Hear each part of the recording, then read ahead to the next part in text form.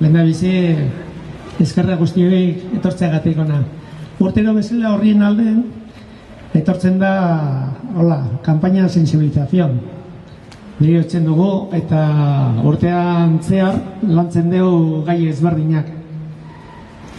Eta kanpaina horretan beti egiten dugu prentsarrekoak eskualdetan, kasu honetan Lasarte tokatu zaigu aurten, etorriak jendea Usurbiletik, Hernani, Urnietan doain eta bertakoek.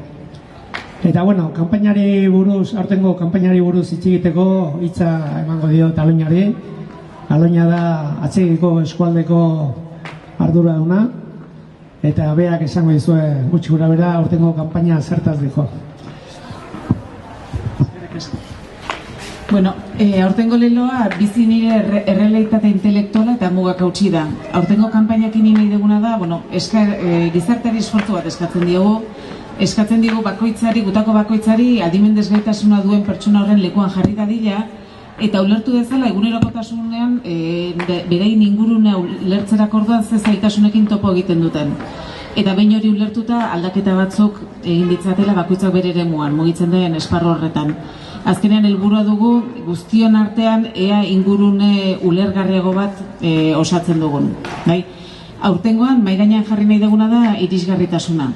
Danok ulertzen dugu koxka bat ikusten badegu kalean eta arranparik ez baldin badago, hor irisgarritasun fisiko arazo badagola.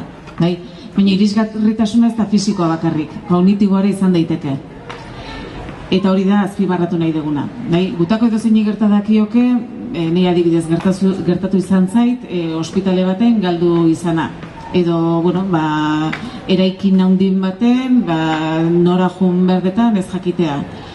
Batzutan, bankuko eskutiz bat jasotzen baldin badet, edo epaitegiko idatziren bat, kosta egiten zait ulertzea. Eta gertatu izan zait baita ere, tabernan baten komunera jun, eta ez jakin ze atetan sartu behar nahi zen. Orduan, guri, gutako edozeini, tarteka gertatzen zaigu, gure ingurune hau ulertzea kosta egiten zaigula. Baina konturatu behar gera, adimen desgaitasuna duten pertsonentzat hori egunerokotasunean dagoela. Askotan sarri eta ia egunero kostatzen zaiela gure inguruneko zenbait informazio interpretatzea eta ulertzea. Eta horrek dependentzia areagotzen du. Orduan, aurten eskatzen dugu jarri zaita adimen desgaitasuna daukan pertsona horren lekuan eta aldaketa batzuk egin ditzazu zuk aldezun heinean. Aldaketa joak ez di aldaketa handia baizik da, askotan testuak erabiltzen baditugu gure lantokian, izan like denda baten, izan like udaletxean, izan like kulturetxean, izan like ambulategian, berdin zait, testu sinpleagoak izan ditezela, esaldi motzagoekin eta modu sinplean idatzita. Imaginakin lagunduz, askozaz hobeto, imaginak ere argiak izan ditezela, adibide bezala, Eta ea lortzen dugun aldaketa guzti horiekin adimen desgaitasuna duten pertsonentzat ulertzeko errazagoa izango den ingurune bat osatzea. Argi izan da, hori lortzen badegu, ulergarriagoa izango dela baita ere, adineko jendearentzat, umeentzat, etorkinentzat, eta barreta. Orokorrean gu guztiontzat. Lortzen badegu, adimen desgaitasuna duten pertsonentzat ingurune ulergarriago bat, lortuko dugu pertsona horrek autonomia handiagoa izan dezala, eta horrek eragin zuzena dauka bere bizikalitatean. Hori da urten plantatzen dugun erronka. Eta gurekin hemen daukagu Aiotz, Aiotz etorri da baita ere pixka bat bere esperientzia kontatzera. Eta azteko gustatuko litzaidak ez du pixka bat ezagutzeko Aiotz nordan, pixka bat galdera batzuk ingo iskiat. Matzaldean, Aiotz. Arratxaleo, Aloña. Aiotz, zuk nun iten duzu lan? Ite lana adongo ayudamentuan. Eta Andoaingo udaletxe barruan ze zerbitzutan? Udaletxe barruan ite lanan udaletxengo da, aurre eskola, uri gainera bai, dago aitu barenen ere bai, eta hori. Orduan, udaletxe barruan zerbitzu desberdinetan iten dezu lana. Eta zenbat urte den bazkitzu? Otseiran, betxigaren urtea. Eta haurtzaindegian adibidez, zer egiten duzu? Merienda jarri, bai gelan eta bai jangelan. Eta aparte zukenean egoten naiz, lagutzen. Eta udaltzaingoekin zaudenean? Udaltzaingo lakide batekin, hain naiz kapeta dobaltzen, numeru ikusteko, pegatzen jarri, eta salaketa horia jarri. Bale, eta ibiltzezea, eraikin desberdina daude, bai? Andoaingo udalak eraikin desberdina dauzka, eta zu batetik bestea ibiltzen zea baita ere, ezta? Zeure kaxa?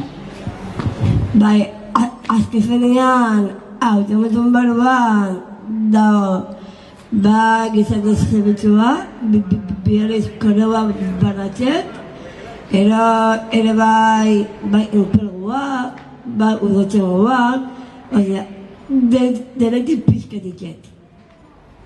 Bale, osando. Eta lanean nola juten zea? Jotenaz lanea autobusian. Zeure kabuz, ez? Bai, nire kabuz. Bale, orduan ibiltzezea lanea zeu jutentzea, erekin desberdinetan zeu ibiltzezea batea eta bestea, enkarguak iten, eta bueno, beste dozeinak bezala, Andoaingo udaletxean lan iten dezu. Imaginatu taberna baten zaudela, lagunekin edo familiakin. Eta komunera jo nahi dezu. Bakarrik jutentzea? Bakarrik ez joaten, beti laguntza eskatzet. Edo bezala, komune jarri pegatena, zelan emakume gizonezkoa, eta jazta. Hori da, laguntza eskatzen dezu, askotan ez dezulako jakiten ze atedan dagokizuna. Ez? Da esatezen du, bueno, nori nola konpondu, jarri pegatina, argi gelditu deiela, eta hortara bakarrik junal izango zea. Bai, pegatina esker, hobeto joaten naiz.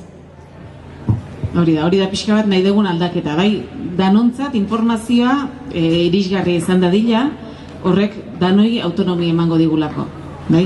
Eta bueno, badakit, hasi zela zu kanpaina honekin baita ere pixka bat lanean, ez? Gaur norbait eskatu diozu pegatinak argi jartzeko. Bai, kontua zeraitzeko peperi. Konturatu da leku baten ez dagoela dirazita, eta bueno, ja eskaera luzatu du jarri ditzan. Bueno, aurtengo erronka hori da, bai? Konturatu gaitezen, ze zailtasunekin topo egiten duten, askotan ez diak, behaiek adimen desgaitasun bat dutelako, baizik eta informazioa ez dagoelako argi, eta ea konturatuta aldaketak egiten ditugun, danontzat ulergarriago izan daien. Eskerrik asko etortzearrik. Prentxaurreko bat, oain lasarten gaude, lankide bat atxabaletan nahi da, eta bueno, eskualde desberdinetan jungo geha prentxaurrekoak ematen, eta hilan 11 arte. Urriak 8an, datorren aste artean, Antzokizarrean Donostian, ekitaldi nagusia izango dugu, eta bertan, bueno, pixka bat urtean zer egindakoak esplikatuko ditugu, eta baita ere, kanpainan zergaitia, eta zer helburu ditugun, eta bar. Ordu nahi duena, konbidapena emango genioke.